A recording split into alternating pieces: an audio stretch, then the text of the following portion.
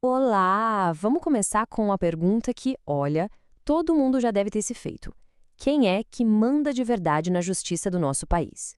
Hoje, a gente vai abrir essa caixa preta do Poder Judiciário brasileiro para entender de uma vez por todas como funcionam as decisões que afetam a vida de todos nós. Essa é a famosa pergunta de R$ 1 milhão, não é mesmo? E adianto, a resposta não é tão simples. Para a gente chegar nela, a gente precisa primeiro entender a arquitetura do sistema, conhecer as pessoas por trás das decisões e, claro, as regras que movem todo esse jogo. E para nossa jornada ficar bem organizada, vamos seguir este mapa aqui.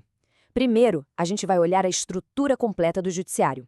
Depois, vamos dar um rosto para esse sistema, entendendo quem são os juízes. Na sequência, vamos descobrir umas regras bem particulares desse jogo, para então chegar lá no topo da pirâmide, o Supremo Tribunal Federal. E no fim, a gente conecta todas as peças. Vamos lá?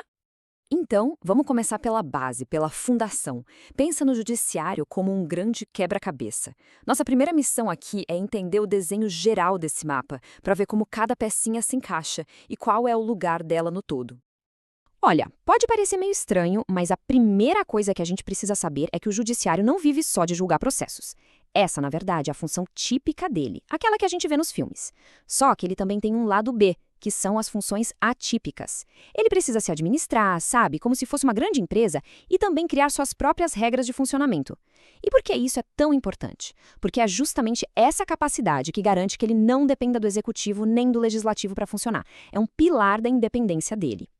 Agora, vamos organizar essa hierarquia de poder. Lá no topo absoluto, a gente tem o STF, o guardião da Constituição. Nada passa se não tiver o aval constitucional dele. Um degrau abaixo vem o STJ, com a missão de garantir que a lei federal seja interpretada do mesmo jeito em todo o Brasil. E ao lado, temos os tribunais especializados, cada um no seu quadrado: trabalho, eleições e o mundo militar. E na base de tudo, onde a justiça do dia a dia acontece, estão os tribunais estaduais e os federais regionais. É como se fosse um grande funil de poder. Pensa nessa divisão como se fossem médicos. A justiça especializada é como um cardiologista ou um ortopedista. Só trata de assuntos muito específicos, como o direito do trabalho, eleições ou crimes militares. Já a justiça comum, essa é o clínico geral. Ela cuida de todo o resto, de tudo aquilo que não é da área dos especialistas. E é por isso que aquela briga com o vizinho, a herança da família ou um acidente de trânsito quase sempre vão parar na justiça comum estadual. Certo, mas e quem fiscaliza os fiscais? Para garantir que todo esse sistema funcione direitinho, existe o CNJ. Pensa nele como uma mistura de RH com auditoria interna do judiciário. Ele não decide se alguém está certo ou errado num processo, mas ele investiga se um juiz agiu de forma ética, se um tribunal está gastando dinheiro público corretamente. Enfim, é o grande órgão de controle para manter a casa em ordem. Beleza, já entendemos o mapa do sistema. Agora vamos focar em quem realmente opera essa máquina toda, os juízes. Como alguém chega a ser juiz e quais são as regras que definem a vida e a carreira deles? Olha, o caminho para vestir a toga é uma verdadeira maratona. Não basta só passar num dos concursos mais difíceis do país. É preciso ter, no mínimo, 3 anos de experiência jurídica e, mesmo depois de aprovado, ainda passar por um período probatório de 2 anos. Só então o juiz conquista a sonhada estabilidade. E a partir daí, a subida na carreira é uma mistura de paciência pelo tempo de serviço com o mérito. Agora, a gente chega num ponto que é polêmico e, ao mesmo tempo, fundamental. Para um juiz poder decidir contra um político poderoso ou uma empresa bilionária, sem medo de retaliação, a Constituição dá a ele um verdadeiro escudo. São 3 garantias: a vitaliciedade, que significa que ele não pode ser demitido facilmente; a inamovilidade, que impede que ele seja transferido como forma de punição; e a irredutibilidade do salário. São os pilares que sustentam a coragem de ser imparcial. E para a gente entender o peso disso, basta comparar. Um servidor público comum leva 3 anos para ter estabilidade e pode ser demitido por um processo administrativo. Já o juiz, em apenas 2 anos, ganha a vitaliciedade. E a partir daí, o único jeito dele perder o cargo é por uma condenação judicial final, um processo muito mais complexo. É uma verdadeira armadura jurídica reforçada. Mas claro, tanto poder exige um contrapeso.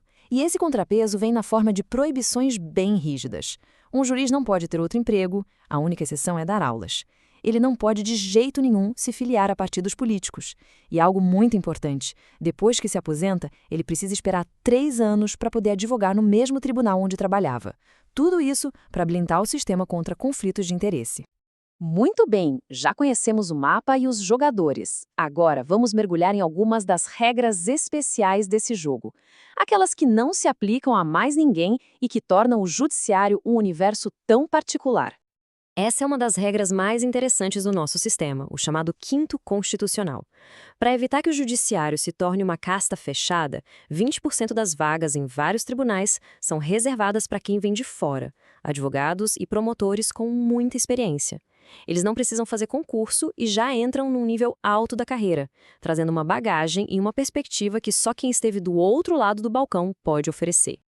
E quando é o governo que perde uma ação e precisa pagar uma dívida judicial? Bom, ele não faz um Pix. Ele entra na famosa e muitas vezes longa fila dos precatórios. E essa fila tem uma lógica social muito clara.